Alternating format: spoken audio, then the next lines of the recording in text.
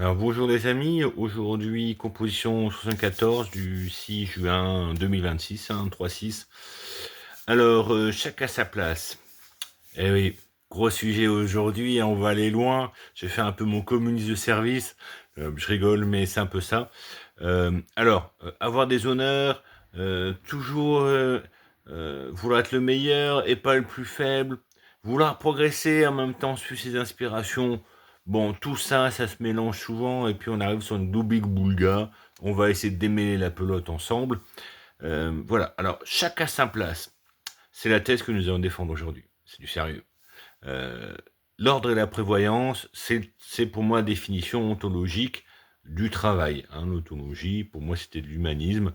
C'est pas l'humanisme. Et puis avec Marty, mon IA, il m'a dit, bah, en fait, ce que tu fais, c'est de l'ontologie. Donc voilà. Le travail, c'est l'ordre, amener de l'ordre et la prévoyance. Pour les gens qui sont au chômage, par exemple, commencez par mettre en ordre chez vous, faites la vaisselle, faites les courses, lavez vos rideaux, et puis là, déjà, vous allez voir que ça va aller beaucoup mieux. Alors, dans chacun sa place, on va avoir, moi, par exemple, pour le pêcheur, il va y avoir ce qui va arriver avant, le fabricant de filets, ce qui va arriver après, le commerçant, et puis celui qui va transformer, le cuisinier, puis pour consommer les personnes. Donc, ce système devient complexe, et naturellement, en ordonnant les besoins, il faut un filet, il faut pêcher, il faut machin, il y a des distinctions qui se mettent en place. Et ces distinctions, pose que certaines choses vous concernent et d'autres ne vous concernent pas, chacun son rôle. Il y a des besoins qui se transmettent, quel poisson est mangé, quel poisson de préférence, combien, puis ça va remonter. Il y a une sorte de hiérarchie qui va se poser, des ordres, le cuisinier va reporter ça au marché, et puis dans cette chaîne, quelqu'un va influencer, est-ce que c'est le pêcheur en fonction de ce qu'il trouve qui va influencer toute la chaîne, est-ce que c'est le fabricant de filets en fonction de la technologie qu'il propose qui va faire que on va avoir tel ou tel poisson, est-ce que c'est le cuisinier qui est au service de sa clientèle, de ses bénéficiaires, va choisir tel ou tel poisson qui est plus ou moins préféré, ou plus ou moins facile à cuisiner, ou enfin, est-ce que c'est le commerçant, dans sa façon de sélectionner, sa façon de distribuer, sa façon de mettre en place, de présenter les choses, va permettre qu'on choisisse tel ou tel produit. Alors, et c'est des choses qui sont très concrètes. Il y a des besoins, et donc il y a une forme de hiérarchie, des ordres, une forme d'obéissance nécessaire à la fiabilité du système. Si l'un des quatre maillons de la chaîne ne remplit plus sa tâche, il y a un moment donné, le travail n'est pas fait et il n'y a pas de poisson au final. La distribution des rôles crée des spécialités.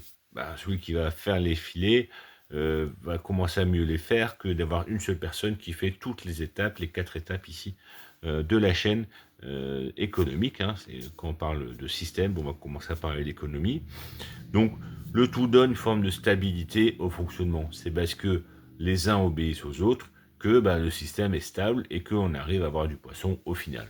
Je pense que là, on est sur des choses qui vont être rudimentaires, peut-être simplistes pour certains, mais je pense qu'il est nécessaire de rappeler les choses, que chacun son rôle, c'est d'abord, on s'inscrit dans un système. Ce système, il est cohérent et il est fiable, plus les ordres sont suivis et émis de l'un et de l'autre. Alors, on va vite arriver sur notre antithèse, et je pense que c'est l'objection de beaucoup de gens qui vont nous regarder. Cette hiérarchie crée facilement un classement. Et donc, la personne qui va dominer la chaîne économique va avoir tendance à se croire supérieure aux autres. Il y a ce fait de donner des ordres, et souvent, la pénibilité, le bruit, la saleté, le danger vont créer des situations rejetées ou désirées. Pas toujours, par exemple, le chevalier au Moyen-Âge était un poste envié, même s'il était dangereux, mais il y avait des postes qu'on a envie, on n'a pas trop envie. Mais c'est dans cette situation, les interdépendances, donc je parle dans une chaîne économique, les interdépendances ne peuvent pas être associées à des défaites ou à des victoires. C'est pas parce que le pêcheur a froid et que le commerçant se salit les mains en écaillant les poissons que un des postes est plus enviable que l'autre. C'est un peu, c'est-à-dire que ben, on a besoin de tous les éléments pour pouvoir y arriver.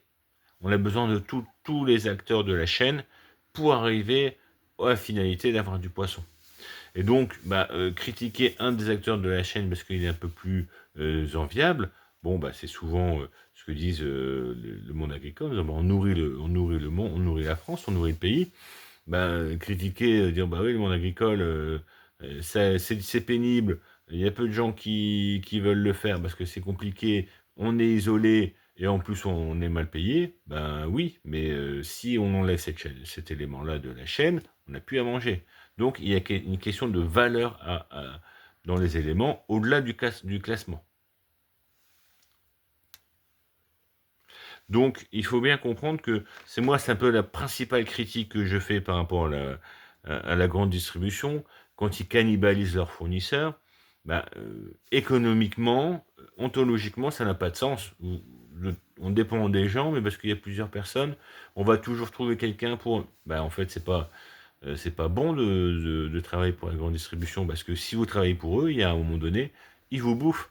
Et donc, ça, c'est des gens qui sont arrivés où ils ont passé 70% de leur chiffre d'affaires, ils travaillaient pour la grande distribution. Puis à un moment donné, les gars, ils ont dit bah, vous dépendez de nous. Ah bah alors, hop, vous faites nos prix, sinon on change. Ils ont changé. Puis les gens, il y avait tout du personnel, des investissements, tout ça qui tombait au chômage. Moi, c'est vraiment la grosse critique que l'on fait, que personnellement je porte sur la grande distribution. Et donc, ça m'arrive à cette synthèse. Quand on parle de fonctionnement, on ne parle pas d'une place dans un classement. La fonction, ici, sert un plan collectif global. Bon, quand on parle de système d'économie, ici, il faut projeter un plan collectif global, et c'est un peu là où je fais un peu mon communique de service. Il y en a qui rigoleront en entendant ça. Ici, l'objectif, c'est de nourrir la ville. Il y a une cohésion systémique à avoir.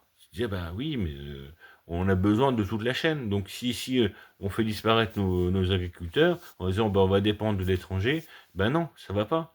Et c'est ainsi pour un certain nombre de produits de consommation. L'intellectuel a besoin du manuel pour réaliser ses plans. Le relationnel, c'est le relationnel qui va diffuser tout ça. Donc cette cohésion systémique, c'est un peu là où je vais arriver sur ma conclusion. Ben, il y a un moment donné, le nombre de supermarchés est à calibrer comme les pharmacies. C'est-à-dire, ben, on a une pharmacie pour autant de personnes, ben, il y a un supermarché à avoir pour autant de personnes. Et trop de supermarchés, ça sature le territoire. Et donc, en fait, comme trop de pharmacies, ben, ça n'a pas de sens.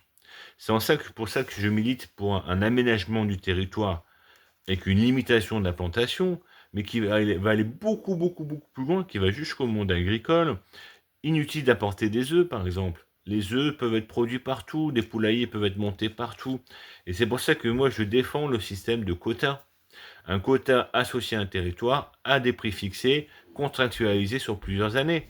C'est ainsi qu'on va avoir un développement du territoire jusqu'au consommateur, où les gens vont être habitués à un certain type de produits, ils vont être habitués, il va y avoir une culture, on va revenir sur même une culture territoriale, on va retrouver nos identités à travers ça. Et on va mettre en place un système qui sera protégé. Notre place sera protégée. C'est-à-dire que ben, nous, on va produire des œufs et ces œufs seront consommés dans 10 ans, dans 20 ans. Ça, c'est quelque chose qui est fiable dans la durée. Autant fiabiliser la fonction. Bien sûr, il y aura des abus, mais là, on relève toujours de la question de la justice derrière. Là, on parle d'un système économique, d'un système exécutif. Donc, voilà, c'est un peu le système et quand on aura, qu'on sentira qu'on est protégé par le système, il y aura beaucoup moins d'individualisme et de compétition. Et je pense que collectivement, on se sentira mieux. Merci pour votre attention. Je reste toujours là pour répondre à vos questions. À très bientôt. Au revoir.